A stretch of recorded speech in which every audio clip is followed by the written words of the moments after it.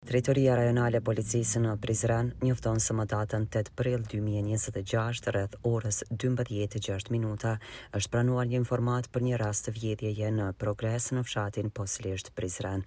Menjëherë pas marrjes së informacioneve, patrullat policore kanë reaguar dhe në vend të ngjarje ka arritur të arrestohen 3 persona të dyshuar, BH, NA dhe DP, të gjithë nga Prizreni.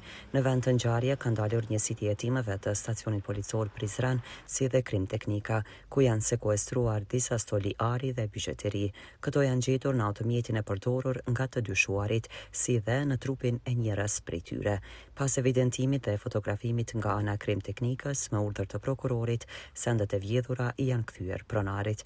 Prokurori i shtetit është njoftuar për rastin dhe me urdhër të tij është filluar procedura penale, ndërsa të dyshuarit janë ndaluar për 48 orë. Gjithashtu nga të dyshuarit është konfiskuar edhe një automjet i përdorur në rast.